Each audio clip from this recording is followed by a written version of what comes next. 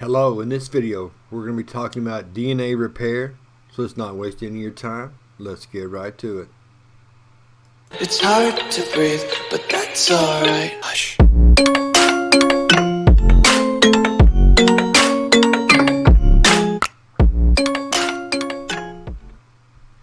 Now, when we're talking DNA repair, the first thing we want to mention is that you will see the same diagram, the same figure on every slide. The reason why it lists all three, but we're going to talk about each three individually. So you'll see that same picture, but again, the information that I'm saying or that's on the screen will be different. Now, there are three types of DNA repair: proofreading, mismatch repair, and excision repair. The proofreading, that's what we're going to talk about now. That's done during the replication process. The DNA polymerase will read, and say, all right, there I see a T, so I'm going to put an A there. Before it goes on to the next one, it double checks its work.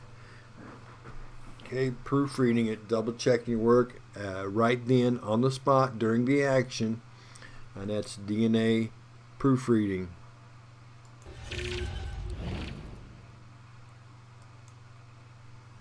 Okay, in mismatch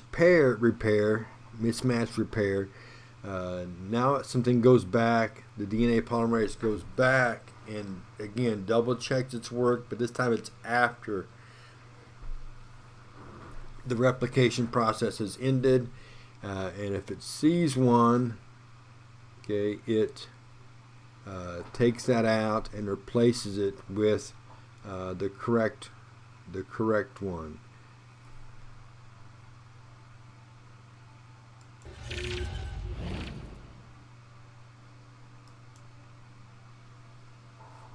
Okay, our third type, excision repair.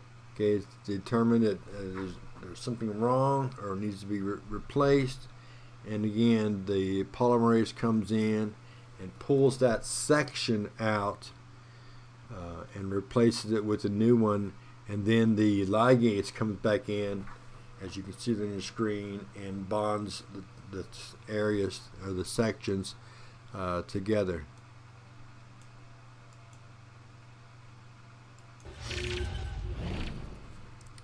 Well, that's our video over DNA repair. When we come back together next time, we're going to be talking about